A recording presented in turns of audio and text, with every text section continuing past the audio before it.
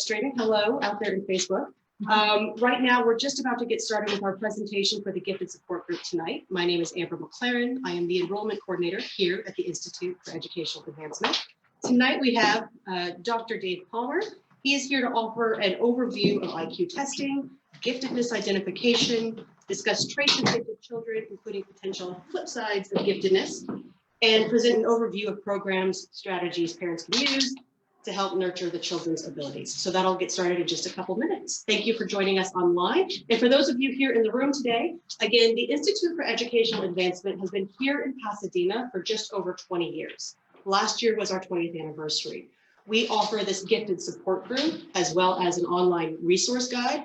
Both of those are free. And then we also have a lot of programming that we do. And our programming is from K through 17 or high school. So depending on what your stage your child is at, there could be different programs that are of interest as well. So feel free to approach me afterwards and ask me any questions you have. Otherwise, I'm going to turn it over to Dr. David Palmer. All right, take it away. Hi. Have I worked with anyone's children in this one? No? Was anyone here last time we presented? Okay. So we have a few topics. What I'm going to do is go over them in kind of a summary way, but if you have any questions, put your hand up. We can spend more time on one topic than another, but I'll kind of keep going at a moderate pace, shooting for about 45, 50 minutes, and be out of here in about an hour. So stop me again. Even in the middle, you have a question, put your hand up. At the end, there'll be some time as well for some questions. So the big topic is IQ testing. Now, what is it? How does that align with intelligence? What is intelligence? What are IQ tests used for?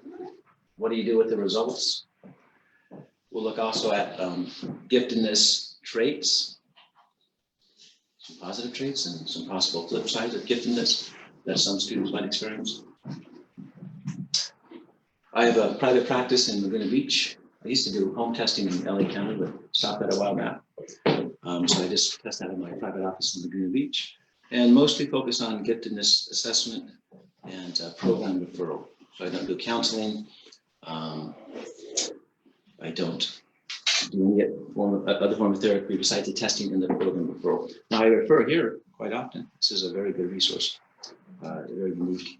And I have a lot of parents that have told me wonderful things about this program. So I'm happy to come here and share what I do with you as well. So today's topics, we're going to look at that question of IQ and intelligence. What are they? They're not the same thing. We're going to look at traits of gifted kids, gifted learners, and also the potential of some negative traits that might go along with giftedness, not necessarily, but potentially. We're going to look at some programming options for gifted kids. So what do you do if you find out your kid is gifted, and how far above the curve are they? What should you do if they're further out in the curve and maybe closer to the middle? There's no one right answer. There's a whole lot of different options and strategies you can use. What I do when I test a child is I give parents a menu of options, depending on the school profile. Summer camps, online programs like this, enrichment programs, special schools, that kind of thing. My philosophy, though, is you really can make it work for most kids that are identified as gifted in any decent public or private school setting, as long as you do some other things to support your child along the way. So I think gifted kids should have access to other kids that are about their age that think like them, not all day, not all year, but part of the year, so they don't feel, for example, isolated, like outcast, like they're very different. So there's different reasons to plug kids in the gifted program, and it's not all academic. Also, giftedness traits often are consistent with traits of some what might be called disorders or personality disorders, ADHD, autism spectrum. I've taken a lot of kids off of those kind of labels over the last 20, 25 years or so. I've worked in public schools. I just retired last year from a public school as a school psychologist, dealing mostly with kids with disabilities. So identifying those children and working with teams at the schools to give them support and programs at the schools. I do giftedness, referral, and assessment. as a private practice. I also do twice exceptional testing. So sometimes you have a gifted child, but something is getting in the way of them learning their potential. So we have to find that and give them accommodations for that. But for the rest of it, we're going to go over some traits of giftedness that might be misinterpreted as ADHD or ASD or some other conditions. And there's a great book out there, by the way. It's if you haven't heard of it, Misdiagnosis and Dual Diagnosis of Gifted Children and Adults. Just shaking your heads. So there's a whole book by James Webb and a few other people. But we have it here. So if you have any of those questions, there's a great book. You can get it on Amazon for a few bucks. We'll look at some books as well if we have time. So just to introduce who I am, again, it's my family. As they look now, really it's pretty recently. But I was a parent, and so I went through what I assume a lot of you are going through as parenting your child and making decisions along the way. And there, again, there's no right answer for everyone. There's no one right way to do it. It's kind of, you learn by doing as well as a parent. But this is our family now. And I'm sorry, my son is biological, my daughter is adoptive. Long story, but we had secondary infertility. We looked at different adoption options and then found our daughter in Bulgaria as a 5-year-old, almost 6. We were looking for an infant. Again, long story. But this is my wife getting on the plane, going back to Europe from Bulgaria after we met my daughter Pavlina, because we had to travel to Bulgaria to meet her before they would allow us to adopt her. And that's her in her kindergarten home, they called it. That's us there as well. That's her again. And that's her and my son when they were in high school. You know, different creatures when they're teenagers. There's my son. I play guitar. My son picked up I tried to teach him jazz. I'm interested in jazz and I like guitar. So I tried to get him into saxophone, get him into a jazz program. Didn't like it too much. He stuck with it for 6 months, but he picked up a guitar and went way past me in about, half a year. He's much better at it than I am.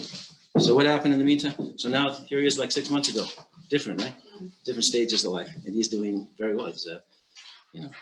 He's pursuing his graduate degree. He's in banking. And my daughter is pursuing a nursing degree. And she's over in Colorado. So that was a brief introduction. Now we're going to talk about what is IQ. So IQ is just a number that you get when you take a test. It doesn't necessarily correlate with that word intelligence. It's called an IQ test because back before the early 70s, they used to use quotients to identify IQs. Mental age divided by chronological age times 100. But they found that was not very good at identifying kids at the high end of the spectrum or older kids. It tended to skew scores quite a bit for younger kids, older kids, and kids that were higher in the spectrum of giftedness. So we went to normal curve, what most educational tests are based on, which we'll talk about that a little bit later. But it's no longer a quotient. It's based on a standard score, which is based on the normal curve or the bell curve.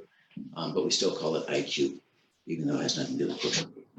So it's a number you get when you take an IQ test. And by the way, there's not just one number you get when you take an IQ test, comprehensive IQ test. There's a full scale number, which is the global score you get. But there's 4 or 5 different components of most IQ tests. And you get a separate score on each of those areas: verbal, usually, perceptual, memory, processing speed, spatial skills. And those are all IQ scores. So what's an IQ? It's a number that you get when you take an IQ test. And the full scale score is not necessarily reflective of the child's profile.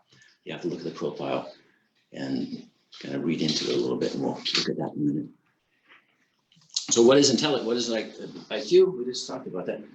What is intelligence? Who knows what it is? That's the question. I teach a class at UCI on for teachers trying to get their gifted certification.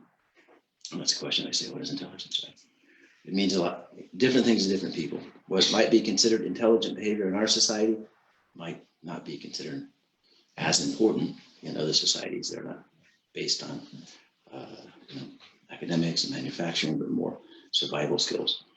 And there are different kinds of intelligence. So IQ tests just test a very narrow band of abilities. That area that IQ tests do look at quite a lot is the verbal skills. your ability to use words to understand concepts and explain concepts, and your vocabulary. That's a very good predictor of academic success. Your verbal reasoning ability and your verbal skills are the strongest predictor of academic success, because school is so verbally loaded, right? We read, we write, we speak, we listen. So if you have high verbal skills, you could probably do pretty well in academics, all else being equal. Another area that modern IQ tests look at is logical, mathematical skills, which also correlate somewhat with perceptual reasoning, the ability to figure things out by looking at it rather than hearing it. So verbal reasoning, your ability to think with and process information, with words in your mind, rattle up. Perceptual reasoning, logical, mathematical reasoning, your ability to do that without words, but with visual images. So those are the two main areas that are assessed on modern IQ tests when we're talking about reasoning, thinking ability. The other areas that could be assessed, but they're not, that are very important. These are areas that are identified by Howard Gardner. Many of you have heard about him. He's a psychologist at Harvard, I believe. They came up with the idea of multiple intelligences. So he said too, hey, these IQ tests, they're good for some things, but they certainly don't look at everything that's important to society and to individuals. One is artistic ability, right? So this girl, I forgot her name now, but she was a kind of a savant in the art world. Bodily kinesthetic is the term that Howard Gardner used for this ability. Someone that's top in a sport, golf or football or tennis or something like that, that's not easy to do, right? You probably have to be, I think, with anything that in life, really any specific skill set, born with that and then develop it. But we're all born with some abilities, some are born with more prone to be, for example, better at math than verbal, or better at visual, spatial than other around. Some people are born with the capacity to do really well in certain sports. I'm not. I tried many. I tried golfing. I can't hit the ball straight consistently. I've tried many times. So that's certainly, I could get better at it, but I'll never be great. I'll never be competitive because I don't think I have that kind of wiring up there. Musical. Again, some people are just born with that, I think. Now, yes, everyone can learn music. Some people are going to, like my son, again, picked up the guitar. 2 months, he was outperforming me, and I was playing it for 30 years. So he was wired that way, apparently. Another very important skill, maybe the most important, all else being equal, and all else is never equal, right? But maybe the most important skill is interpersonal relationships. How do you get along with other people? Can you beat other people? Can you work in an environment with other people and have them respect you, basically? So the ability to fit into society and work alongside other people and lead other people when needed is very important. You can have a really high IQ, 130, 140, 150, 160, and not have these skills. And it's going to be much more difficult to be satisfied in life if you're looking for connections and job satisfaction. Now, of course, there are certain jobs that you can do with a very high IQ, and your social skills are not up to par, that do not require, interacting with a lot of people. That's good if you can find those and you don't have those traits. You can survive, but this skill is very important in all aspects of life. If you have a decent IQ and great social skills, that's probably the best thing as far as a predictor of success or happiness. Aren't social skills learned though, or are you saying that? Well, I think like social skills are learned, yes, but you could also, I think, wired a certain way too, for temperament, for example. Like you could have two kids in the exact same home, not saying they get the exact same treatment all the time, but two totally different personalities and temperaments. One can be more prone to anger very quickly. One can be more easygoing. So yes, everything can be learned, but everything also has a genetic component as well. And this is another, what Howard, I think the last intelligence that Howard Gardner talked about was intrapersonal. So the ability to kind of understand yourself, to go inside yourself, understand what you need, to kind of, in a meditative way, to have personal insight. Okay, so you're happy, you're comfortable in your own skin, and you kind of understand what you need and are able to pursue that. So intrapersonal ability. So all those skills, music and sports, and interpersonal, not measured at all in IQ tests, right? So just keep in mind, IQ tests are one instrument. They're very crude instruments, very crude. But they tell some information. It's part of the puzzle, one piece of the puzzle. Most kids and adults never have been tested with an IQ test, at least a comprehensive IQ test. Most schools in California give group IQ tests to all second graders, all third graders, many or most schools in California. Those are IQ tests, but they're screening tests. But most kids and adults never have to have a comprehensive IQ test. Why? Because school and society is made for people within a certain range.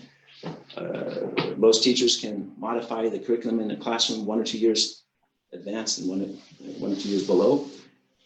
Beyond that, though, too far below, you need special education, special support. Too far above, it gets very difficult to differentiate for some kids, and those kids need that extra programming as a supplementation typically. Howard Gardner also talks about naturalistic intelligence, and there's a couple others there getting about, but the ability to communicate and connect with nature, which I see. And I always thought I had that because as a child, I remember stopping my bike and a paper out and looking at flowers and talking to people about their gardens and things. So I've always been attracted to plants. I don't know why. It's just an innate thing I think I'm interested in. But it's certainly, it's part of your brain. That's a separate part of your brain, according to Howard Gardner, the neural connections that deal with that and visual, spatial, verbal are kind of separate entities in the brain somewhat. Not totally, that's a simplistic model. Howard Gardner's research was based on people with brain damage because he noticed, and he had a lot of colleagues at Harvard, when they were working on people's brains, they could push a button here and put a probe in one part of the brain that would make it so the person couldn't recognize faces. Okay, well, why is that? This part of the brain does that, but they can do everything else. Take the probe out, put it over here, the person couldn't carry a tune or couldn't recognize a tune. Take it out, put it over here, the person's language became very simplistic. So he said, well, if there's different parts of the brain where these are happening, that there must be separate intelligences. Otherwise, we wouldn't be able to isolate these parts of the brain and have them, turn off and on different abilities. So it's a way to expand the idea of what is IQ. Again, the main message is an IQ test is a very crude instrument. They're controversial. I think they serve a purpose for some kids to identify who needs that extra support, either the enrichment or the remediation. But they're just one piece of the puzzle. So IQ tests, if you do IQ tests, what's going to be measured? Those are the 4 main things that are measured on all modern tests. They might call these things by a different name, these constructs by a different name, but basically the Stanford Binet and the WISCV, the most recent editions of those 2 tests, and all the other major tests the school use, look at these. Sometimes the tests break down these areas into different, more subcategories, but this is basically what we're looking at. Verbal skills, again, we talked about that. Visual skills, also called perceptual skills as well, ability to figure things out by looking at pictures or images rather than hearing words. And then working memory and processing or thinking speed. So those are the 4 main things we see in an IQ test. There's another one in the most recent edition of the WISCV, spatial awareness. So seeing how objects go together in space. It's a very distinct form of intelligence. They factor that out. They used to belong here, but they separated it as a statistical analysis or factor analysis, found it to be a separate, skill. Short-term memory, also called working memory. Working memory is a form of short-term memory. Is again, this working memory and processing speed. Those are the 2 main areas assessed by IQ tests that don't have to do with reasoning ability, the ability to think deeply and to solve problems, complex problem solving. You can have very high reasoning skills, but average poor working memory, or very high reasoning skills, but relatively low processing or thinking speed. And those are the 2 markers really when we look at an IQ test profile, along with other instruments, that flag a possible learning disability or twice exceptionality, where someone's thinking at a very high level, but the working memory is not at that level, so it causes frustration. Okay, so I'm going to give you an example of a form of short-term working memory called working memory. So I'm going to say a list of words, and most of you have pencils. If you have pencils, you can write down your answers or just rehearse them in your head. I'm going to say a list of words. When I finish, repeat the words or write them down in the same order. So I'm just going to ask you to listen to the words I say. Don't do anything. Don't write anything. And then after I say them, just repeat them back in your head.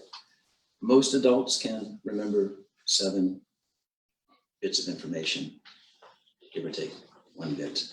And this is, I'm going to give you about that many. Okay, here we go. I'm going to say the name of some fruits. After I say the name of the fruits in your own mind, just try to repeat them in your mind in that same sequence. Here we go. Apple, banana, pear, grape, mango, apricot, peach.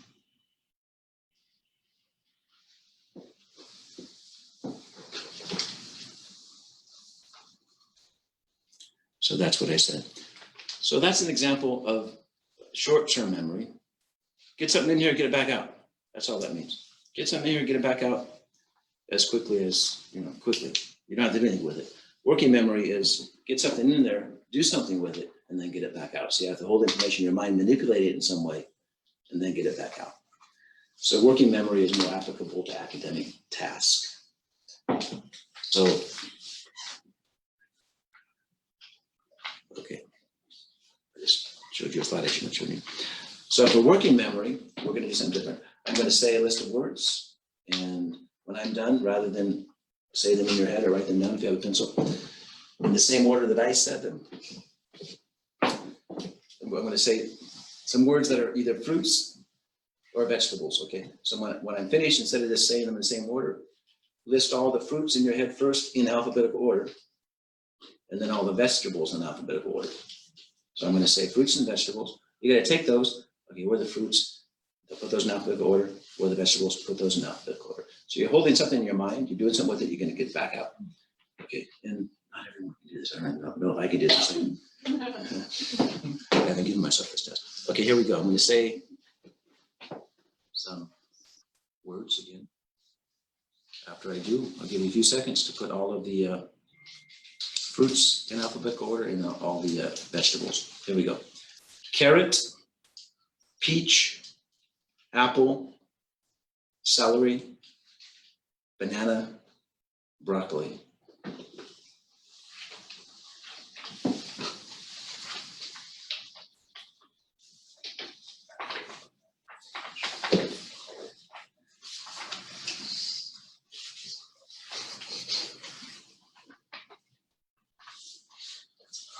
So that's what I said.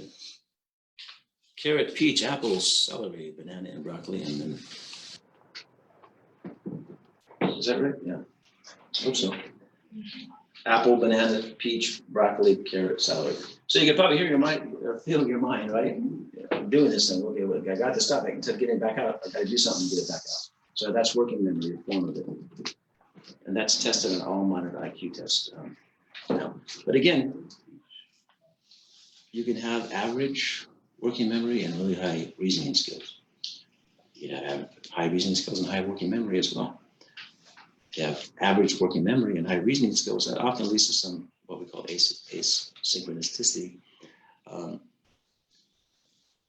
Those kids often have difficulty remembering rote material like the math facts or spelling list, those kind of things. So they get frustrated because, for example, they would do really well in higher level math, but they haven't remembered their math facts yet. So it's frustrating for them. So we often see this pattern. So it's good to be aware of it, to teach kids that have high reasoning skills early on, the rote information they'll need to apply those reasoning skills in those ways. So let's take a look at IQ test and scores. Once we give the IQ test, what are we going to do with the scores, or what do the scores mean? There are 2 types of tests. Group tests, again in California and many other states. Many or most kids in 2nd grade, typically sometimes in 3rd, are given a group test like the OLSAT or the Naglieri, sometimes 2 group tests to see if they qualify for GATE program, and Gifted and Talented Education, which typically is offered in public schools starting in 3rd grade, but there's some variability there. That's not the only criteria that is used in most districts, but one of them, probably the main one. But teacher recommendations, history of grades, parent interest, student interest, that kind of thing, are also used. Every district has a different way of selecting who's going to get into GATE. Usually, if you do well on an IQ test, you're in. Not necessarily. It also depends on the numbers. If you don't do quite as well as they're looking for, like 130, most districts win. You can still get in if everything else looks good. But the type of IQ test that I do and the type that are accepted by outside organizations are the individually administered tests. So this take about an hour and a half or so to take to administer. And then of course the score takes some more time, but it's much more comprehensive and a much more valid number. And as we discussed before, it used to be IQ tests were based on quotient scores. There's an IQ test that is still used by some called the Stanford-LM, and that's the last IQ test, one of them, that used the quotient scores. Again, those were discontinued because the scores were found to be unreliable, and there's not much correlation between those old scores and the scores on a modern IQ test. Very little correlation, so it's very confusing. This is something that when parents go on the internet, they see this. There's a woman, and I've met her, and I respect her a lot, Linda Silverman in Colorado, who has a clinic similar to what I do, but she's been doing it for a lot longer. She does research as well. And she used to use this test, the Stanford-LM in the 70s, as to identify gifted kids. Well, when the new test came out, she kept using that because she was used to it. So she used it as one piece of the puzzle to validate what she found on the modern test. And so there are some articles out there encouraging the use of the LM, but very few people use it, and I don't recommend it myself. We can now get, well, I'll talk about it later. So all modern scores now are based on the normal curve, the bell curve, right? And what is the bell curve? It's actually a law of nature. You can think of it that way, I think. So many things in nature follow this pattern. Why?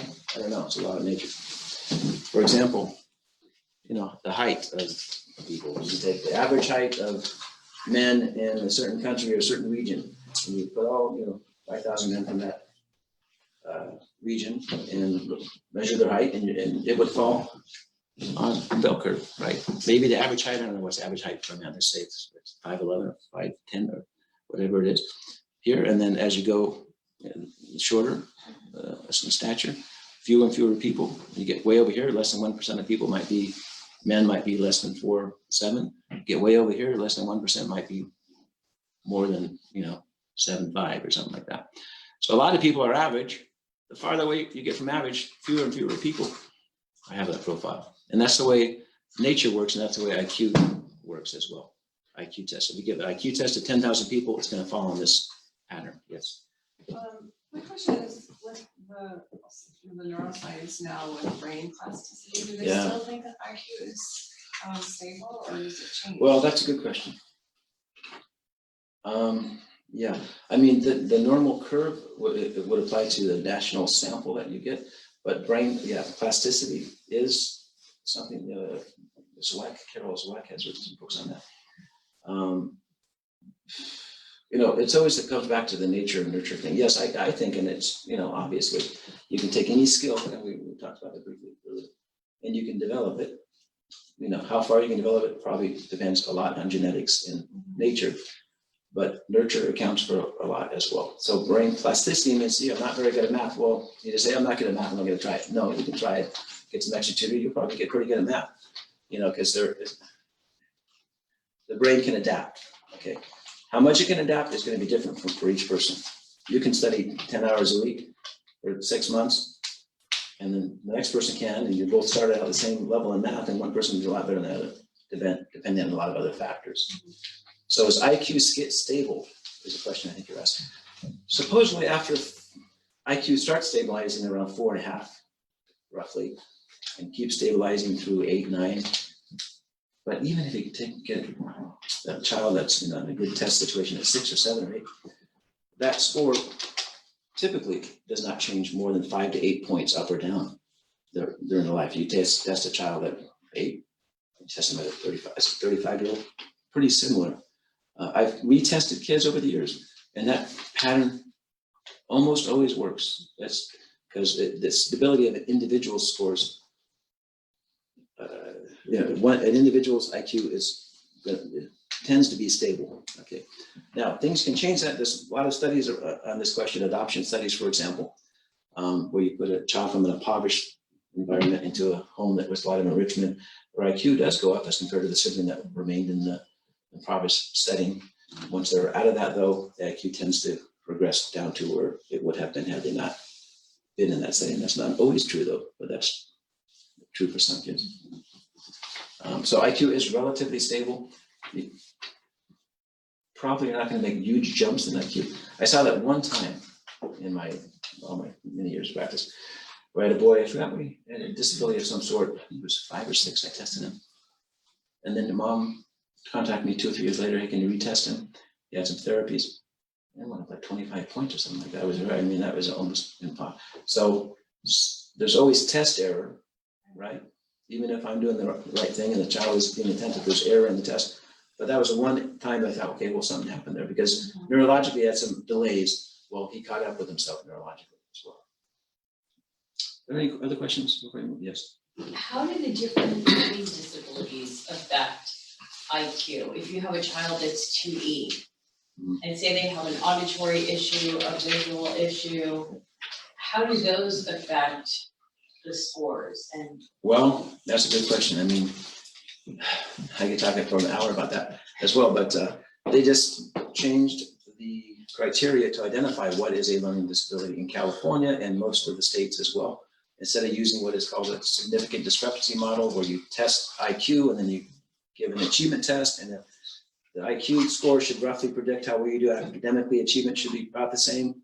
If the achievement in one or more areas way below you, where you expect, hey, there must be something going on, that's still not a learning disability. You have to attribute it to something. You have to look for what is it? Why is it not? Why are they not achieving up to their IQ level? Why are they so hard below? Different criteria are used. But many districts use 1 standard deviation, 15 points. If you have a reading test is 85 and IQ is 100, okay, well, there's a significantly different standard deviation or more. And there's a memory problem here that we've identified, okay, learning disability. Now, process strengths and weaknesses, it's a whole different model. Another thing about that is most schools now are not giving IQ tests, the comprehensive IQ test, because with this new model, you don't have to give a comprehensive IQ test. You only have to get bits and pieces of an IQ test. So that's a very broad question that you have. And it all depends on how you define learning disability. Now, 2E kids I always recommend the parents, go to your school district for testing. You're going to get what I give you and more, most likely. Most districts are very competent. And I often offer to, review parents' reports they get from the school district just to make sure everything's good. Most districts are very, very good at that. But some districts, many or most, tend not to recognize 2E kids. Hey, you're got an IQ 130, you're at grade level, we got kids over here that 2 years below grade level, so we're not going to spend much time on you because you're at grade level, you're okay. Well, they shouldn't be at grade level, right? An IQ 130, 135, they're at grade level. Why is that? So the law says that schools have to serve them when we have a significant discrepancy model because they meet the criteria. I've made arguments about that to districts, and they have to serve them because that's the law. IDEA, Individuals with Disability Education Acts and federal laws, we reauthorize every few years. The states accept it, and they could tweak it. They could make it more accepting of students. They can't make it more restrictive. So now we're kind of in a gray area with these 2 different models of identifying learning disabled students or students with learning disabilities. It's more difficult to get kids that are 2E services now because we don't have the discrepancy model. It's harder to argue that they need services now. So what exactly do they do now? They look at 4 or 5 different areas, cognitive areas, including verbal skills and visual skills. And they look at memory and attention and other areas. And they still do the academic achievement test. And they're looking at low areas of academic, let's say math again.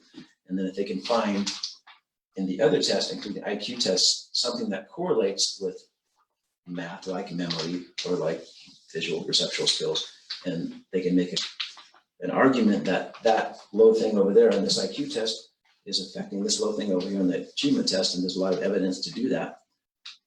Then they'll qualify. Now, there's a lot of gray area in that, and I retired last year. I'm kind of glad I didn't only spend like a year doing that.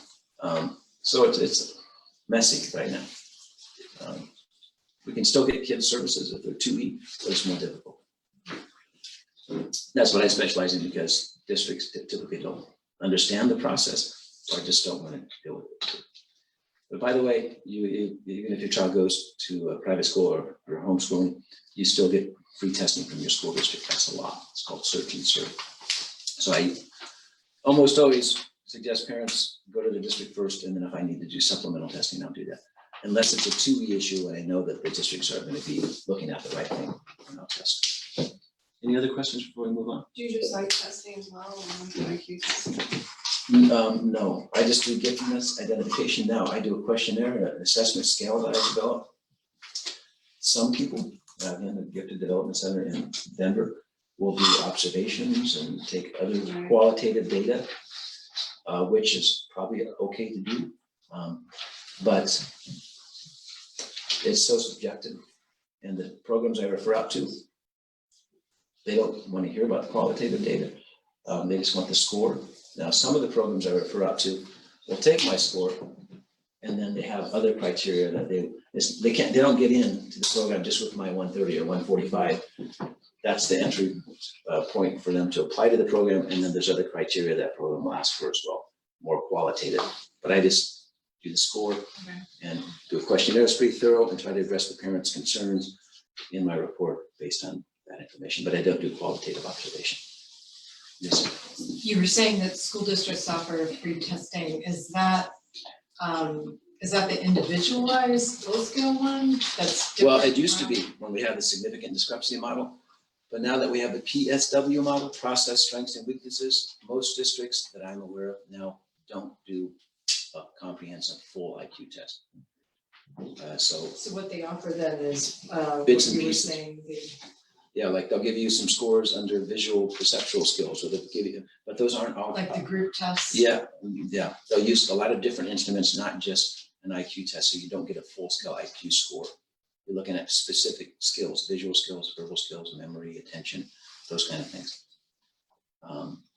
So yeah, usually now you don't get a comprehensive IQ score, which is not good for parents who have kids that need enrichment, because often before you get an IQ score, wow, this 135, we didn't think that. Okay, let's look at gifted programming for them within the school setting.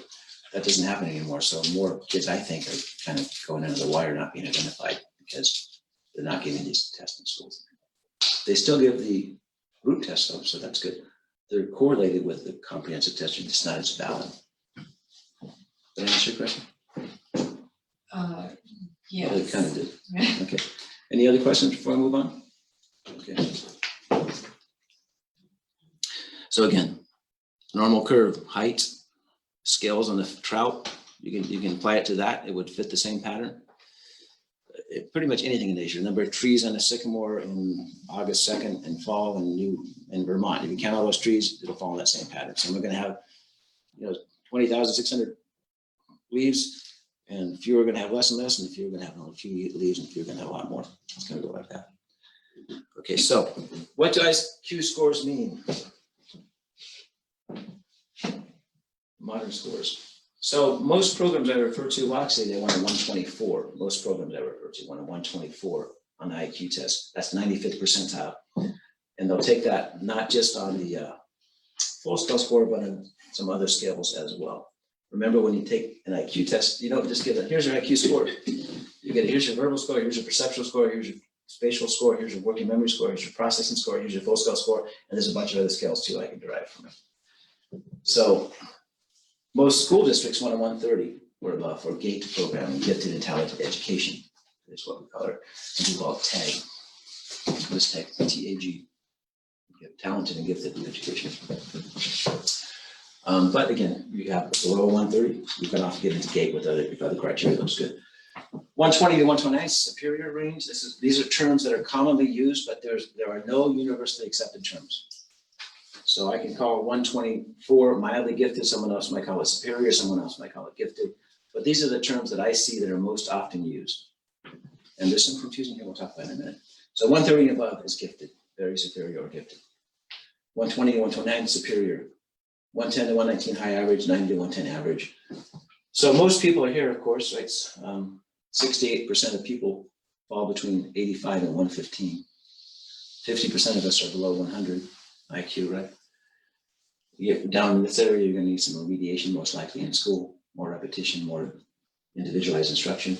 Get too far down, you're going to probably have to have special programming in special settings. Get too far up here, you're also going to have some challenges in school getting what you need from the school setting.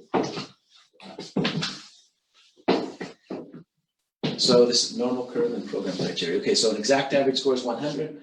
Again, 68% of us fall in here someplace, 85 to 115. So what happens when down here, you might need some remediation, almost for sure. If you get too far down there, you're going to need more repetition, a smaller group setting, more individualized instruction. Too far up here, school's going to start to get irrelevant to you in some areas. So most outside programs I refer to want a IQ score 124, 95th percentile, for me to send to say, hey, contact this summer camp, you know, your child qualifies, this thing, copy of my report. Most schools want a 130. Now, remember the old test I talked about, the Stanford Binet ALM back, the one that does use quotients? These are the terms that they used to use. Like when Einstein was tested, we had an IQ of 200. Well, that's because he took, well, I'm not saying maybe he has an IQ of 200 with the modern, but he took the old test, right? So we can't, what does that mean now? No one knows, because he didn't take a modern test. Maybe he did better, I don't know, but it's not correlated very much with modern tests. So it used to be 130 to 144, moderately gifted, 145 to 159, highly gifted, 160 to 179, exceptionally gifted, 180 above profoundly gifted. The problem is that most IQ tests, the most common for sure, stop at 160 now. The ceiling is 160. Now I believe that after 145, 150, who cares if you're 160 or 170 or 180? Doesn't make any difference, in my opinion. For most people, it's a piece of the puzzle you might be interested in knowing. But once you have an IQ of 120, 125, 130, even 115, everything's clicking okay. You should be able to do anything you want academically in life if you put your mind to it. Get too far up the curve, you might have some other issues, maybe not, but you might have that get in the way of your learning or your socialization. So this is why there's some confusion out there when you go on the internet. Gee, 130, that doesn't sound very high. Well, you know, moderately gifted, right? You know, profoundly gifted 180. There's nobody that has 180 anymore, unless you use what I call extended norms. I'll talk about that in a minute. So now these are the terms that are typically used. Again, there's no universal agreement on what to call these ranges, but most people that I see use these terms. 130 to 137, gifted or very superior. 138 to 144, highly gifted. 145 to 151, accepted gifted. 152 and above, profoundly gifted. And again, some people, terms are not universally accepted. Davidson Institute is a place in Reno, Nevada. That's actually a school that was started by a couple that had one of the first edutainment software programs, like Read Rapid, I think, or a math program in the early 1980s, you know, math programs on the computer. And they took the money and they started a school. And so if you're in Reno, Nevada, and you meet the criteria, you can enroll in a public school for free with profoundly gifted kids. That's a wonderful thing. But they also have a free program for kids online, and they have summer camps that my clients can tap into if they don't want to move to Reno, but you need a IQ of 145. They call 145 profoundly gifted at Davidson. I'm not going to argue with them because they have one of the biggest programs for those kids, right? But most people call that exceptionally gifted. But it's very high, isn't it? It's 99, it's above, it's fewer than 1 out of 1,000 kids score that high. And far fewer score lower, 152. It's very rare even for me to see a 152, even though I work with kids that are brought to me because they're high functioning often. Okay, this is another area of confusion. IQ tests top out at 160, right? And some programs say, well, we want a 170, 175. How do you do that? I don't want to use the Stanford Binet ALM. So the WISC, the Western Intelligence Scale for Children, the most recent edition is 5th. The 4th edition used to have extended norms where the child tops out on the test. In other words, gets the highest subtest score, but answers more questions right than that. You can go to this new norm table that was developed by the Gifted Development Center in Colorado, and you can get scores up to 200. Okay, they just came out 2 weeks ago with that same extended norm table or concept. slightly different, but extend the norms for the WISC-V. So now we can get IQs up to 200. I don't think it's worth it. I mean, I'll do it. I use the norms, I flag it in my report. Is it important? I don't know. I don't think so necessarily. It's interesting information to have, but it doesn't make a lot of difference. 145 or 175 with the extended norms, what kind of education you need. There's too many other factors, I think, to worry about that difference, yes. I was just thinking, if you've already done the test, would you still have the ability to go back? Yes, and if look I at had the that? protocol, yeah. You have to have the raw scores, the WISC-V. Yeah, in fact, I've been doing that for some clients now that I tested before those came out. Any other questions so far? Okay, so you can get IQs above 160 now with these extended norms. A little controversial as to if they're necessary, but they're out there, so we have to recognize it. There's one program, pop down in, that kind of requires you using extended norms, and so we do that. Okay, so what's an optimal IQ? There's not a lot of research here. It's mostly anecdotal, I believe, but many people believe, and I believe as well. You have an IQ about 115, 130, 135, 145. Well, you got everything you need to cognitively to do whatever you want to do academically, right? All else being equal. And again, all else is never equal, but all else being equal, 120, 145. A lot of it depends on the perseverance, attitude, motivation, sticking with it, grit, some people call it.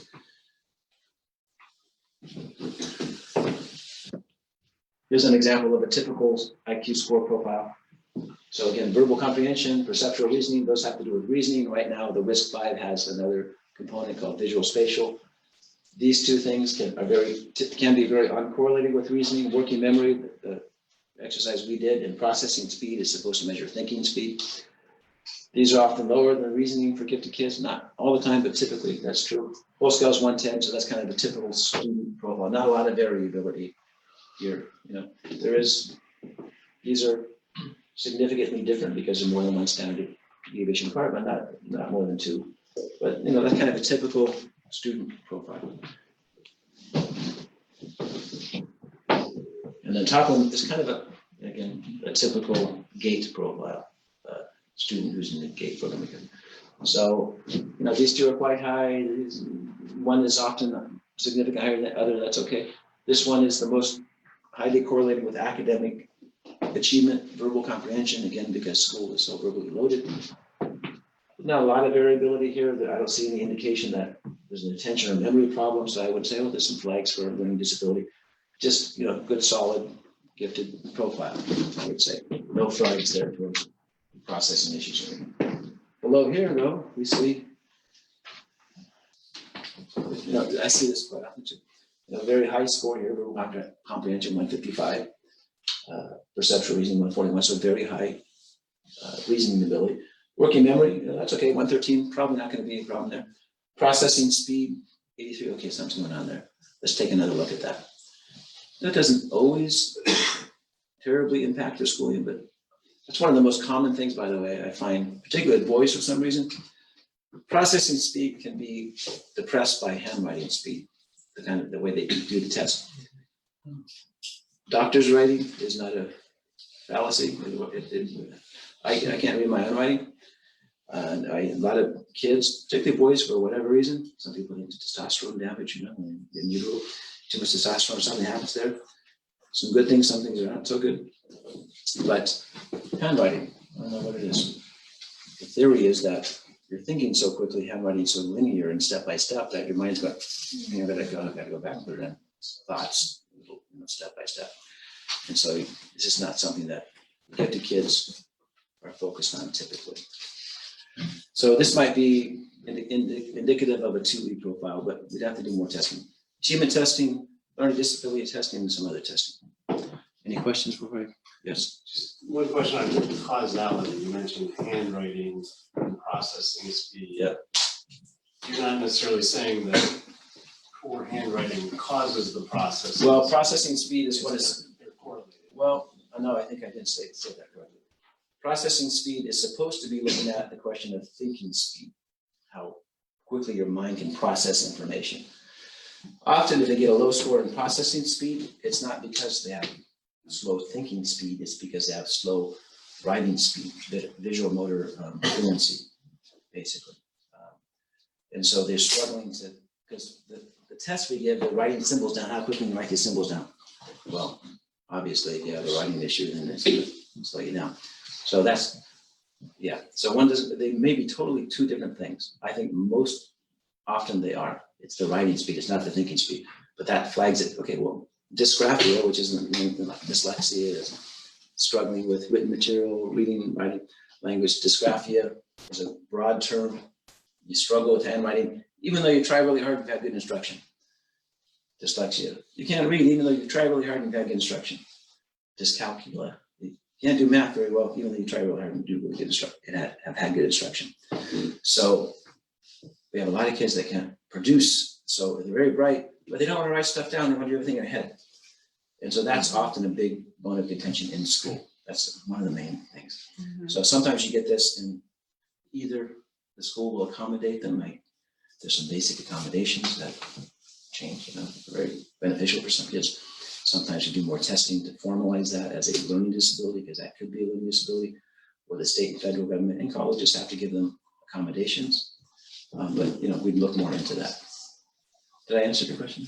Yes. So what's the typical suggestions for people who has this discrepancy? Well, for kids? you mean you're talking about dysgraphia? Yeah, the Dysgraphia. discrepancy of working speed, writing speed and the thinking speed, how to solve the problems? Well, I'm assuming that it's not the thinking speed issue, it's a writing speed issue. So there are accommodations you can use for that are fairly common, extended time on test, the ability to use a word processor instead of hand write things out, reduced writing demands, that kind of thing, ability to show your work with 2 problems, then writing the whole page of problems out. So it's very frustrating for some people to write. Just even the physical act of writing is very frustrating. So there are a lot of accommodations. Occupational therapists at schools deal with that a lot. There are special programs they can use. One is called Handwriting Without Tears. So it's good to get some accommodations in place. Now, another thing that your question brings up is that person is never going to be good at handwriting. They might get better at it. They're not going to be good at it. Some of these, it's not going to come naturally to you. You're going to struggle with. When I taught 4th grade when I was starting out for a few years, I couldn't write. So I had to teach myself how to write on the board. And I could do pretty well on the board after practicing for a few hours. But when I have to write with pencil, I can't do it. I had to use the dictaphone for my reports when I was a school psychologist because I couldn't read my writing. My secretary couldn't read my writing. So, but now with word processor, and it's great. So with me, the demands are gone. But in school, early on, those demands are there and it causes a lot of frustrations. So you can get accommodations for those if it rises to a level that requires accommodations legally. Yes. Is there anything with transposing letters? Well, that's a good question. Yeah, well, that's something that parents often think of when they hear the word dyslexia. My experience and over the years, it's very common, and it usually it goes away by in the 1st, 2nd grade, sometimes lingers in the 3rd grade, and doesn't necessarily have any significant negative impact on reading and writing. What if they used to write all their letters the correct way, and then later on, well, that could in be like 2nd, 3rd grade, started transposing. That's a trickier question. So it could be indicative of something going on, learning disability rights, or neurologically, or something else. But yeah, that's not a typical pattern. Right. I have one too. Okay. My kids was able to write properly and write cursive properly even by the 3rd grade. But now the teacher just told me last parent conference, it's like, show me the writing. It's like, I cannot even read it. But it's not reversing letters, right? He's just scribbling. Oh, reversing letter. It's just But he's worse, the writing. Well, again, that's very, very typical. Very typical. And it's probably the way that some kids that are considered gifted are wired. Because again, one model I like to think about or use is a lot of gifted kids and adults are big picture thinkers. They kind of understand things without having to be instructed on things step by step by step. And most students are linear thinkers. Okay, let's learn your math facts and then how to do double addition without adding and with adding and stuff. But give the kids, I get all that. I pick things up. And I don't need the instruction. And there's some gaps, but some of them can fill them in themselves, some they can't. But it's just a way to learn. It's just very different. Presents some problems. Any other questions? Okay, go on. All right, so I'm gonna try to go kind of quickly through this because I'm running later to time, so, and look at program options. So gifted traits, kids traits, giftedness and traits of kids. I put this up because I want to make a point. There is actually a high correlation between, if you take elementary age school children and measure the distance that they supposed to have between their pinky and their thumb, that distance is highly correlated with their reading ability for elementary age school children. Does that mean that the bigger hand and better reader you are? There's high correlation, right? No, it means kids that are in 6th grade tend to have bigger hands than kids in kindergarten, right? So there's an ancillary factor that you're not thinking about. So that's spurious correlation, right? Yeah, it's true. Look at kids from elementary, kindergarten through 6th grade. That distance, those kids tend to read better than kids with small hands because they're older, right? So that's a correlation. Doesn't mean causation, right? So you can have these traits we'll go over, and it might be related to giftedness, it might not. These traits tend to be more prevalent in the gifted population. Again, mostly through anecdotal observation. And you'll probably recognize some of these if you have a gifted child you're dealing with. Okay. So I'm going to go quickly. Academic skills go, they typically do, it's easier for them to master academic skills. Most of them enjoy the process of learning, particularly if it's something they're interested in. They're able to maintain focused interest in an area if they're interested in it. Other areas, they have a hard time concentrating long enough to get in their heads, like rote memorization, like math facts.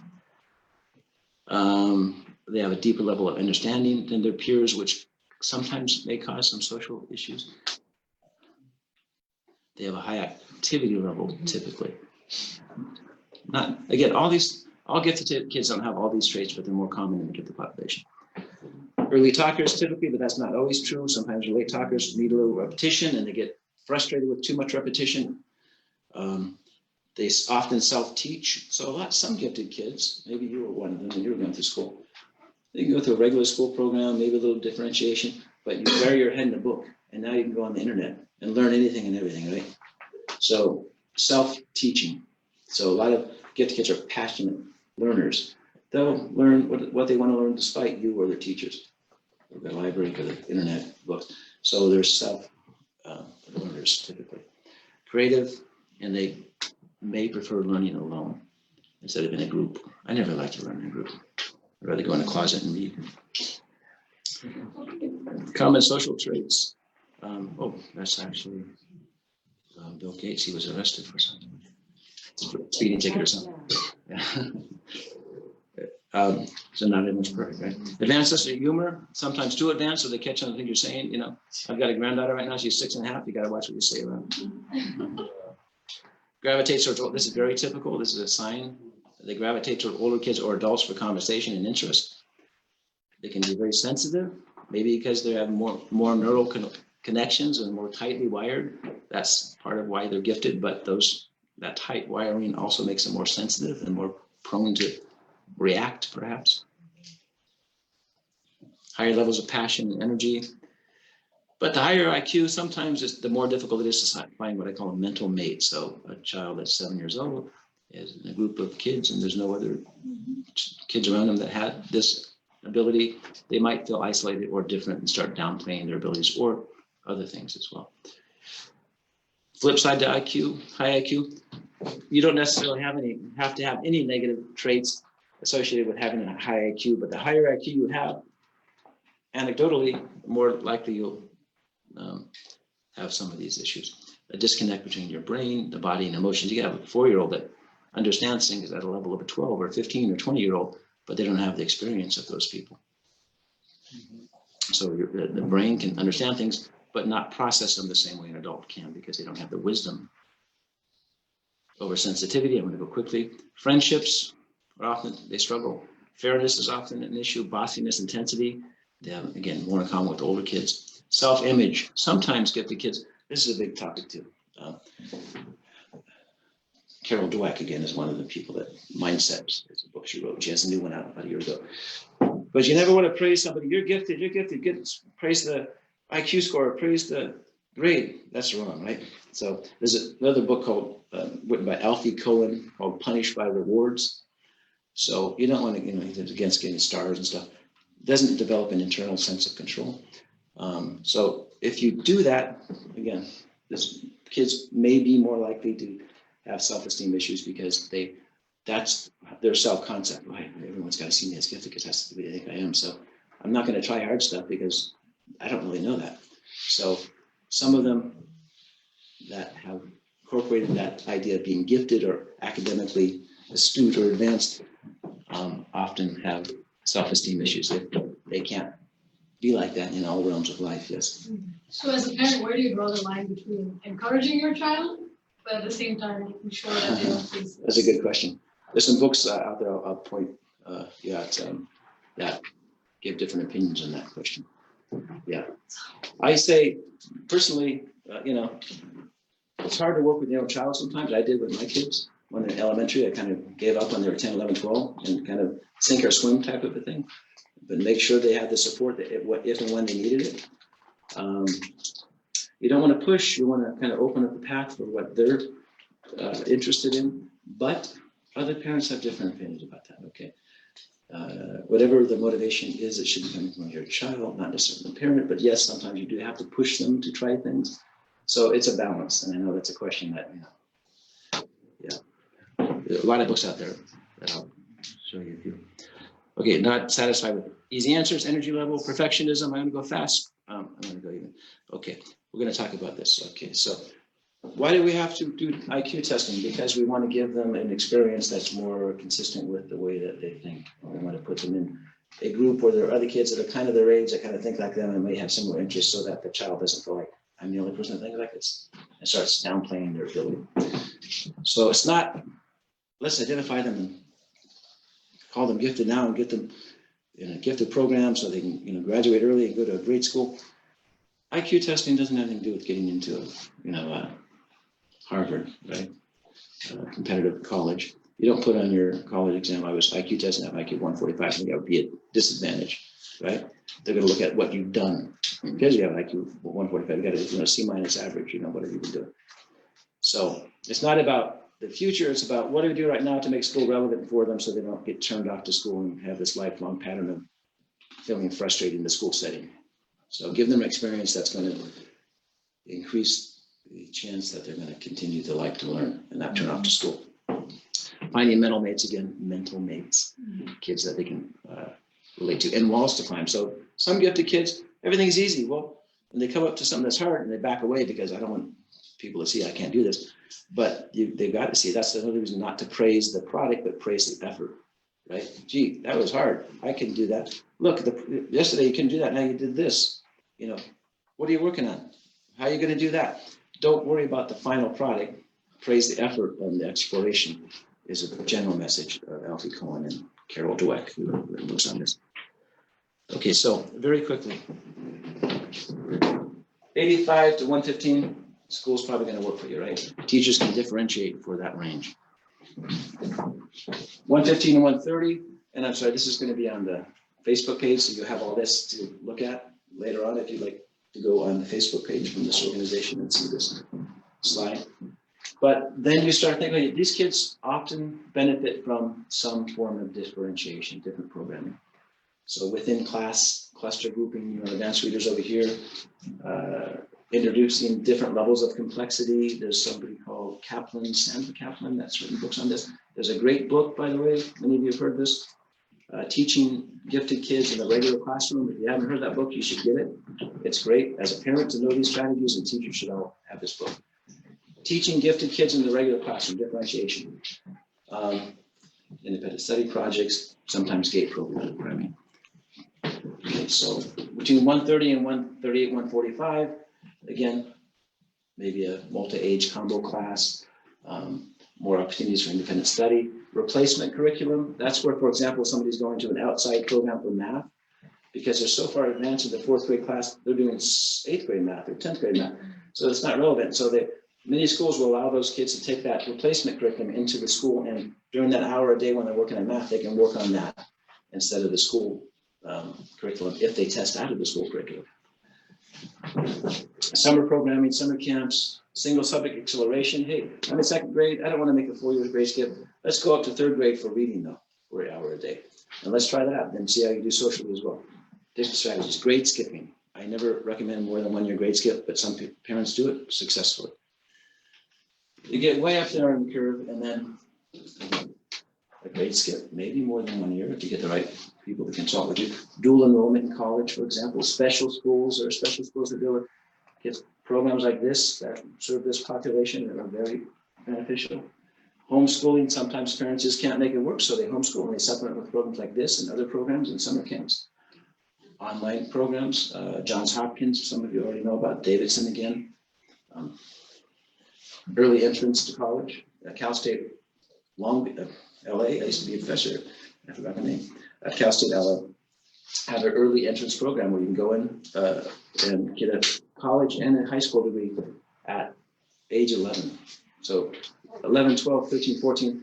So they go into high school, they go to Cal State and put them in pods, and they go to class, college classes, they walk away with a 4-year degree and a high school diploma after 4 years. So there are programs out there to serve this very small sliver of the population. And I'm just going to say the question again: if you have a child and you're worried about ADHD or ASD, autistic spectrum, and you think the child is gifted, it's possible that you're just looking at traits of giftedness. And these are some of the disorders that are often confused with giftedness. And that's the book I mentioned earlier. If you don't have it, to get it along with the book Teaching Gifted Kids in a Regular Classroom is a great book. Okay. So I think that's it. Questions? Yes. I've heard so many different things about, going back to the traits for just a minute. Mhm. Are gifted kids generally better adjusted with anxiety and depression, or are they not so adjusted with anxiety? I don't think there's any There's no. large-scale research to answer that question. I think that, yeah, I think the higher up in the IQ scale you go, the more likely you are to have social issues, including those issues, perfectionism, and maybe some anxiety and/or depression. But that may or may not be related to your high IQ. It could be something totally unrelated, just your genetics, the way you're born, your neurochemical. Yeah, so it's again, IQ testing is one piece of the puzzle. I have had kids that I've tested and they were totally misplaced, or they were being, treated for ADHD or something, and you identify them and you give them the right programming and things change overnight. Right. That's great, and then I feel really good. But sometimes that doesn't work. Okay. Yes. Just so I understand, so your testing, is it like, it's a combination of group administered? No, I tests? just give a comprehensive IQ test 1-to-1. Oh, Because okay, I don't have, I block out 2 hours and I go over here. I see, okay. Any other questions? Of course. Okay, these books, your question over here about, how do we not push, but give them, these are 2 good books to get. So, well, this is by Ellen Winter, who was Howard Gardner's wife at one point, Gifted Children. This one is great for parents and kids when kids don't have all the answers. And this one, oh no, that's not one. Well, actually, yeah, this one is the best one to answer your question. Okay, but if you go on Amazon, there's going to be other books as well, but this is very good. Okay, that's I it. have a Yes. really weird question. Is it really common for gifted children to curse a lot?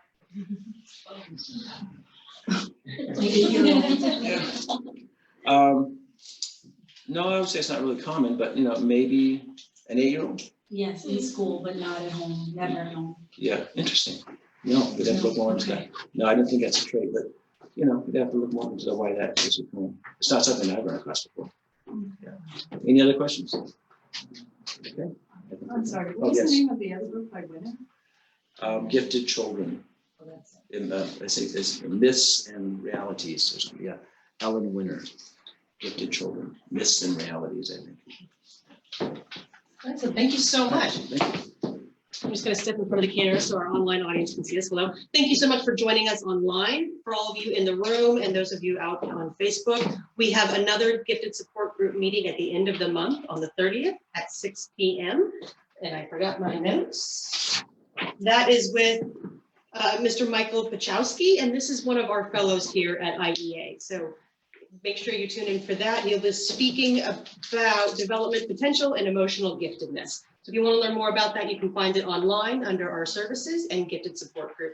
Thank you for joining us online. Those of you here, hang out for just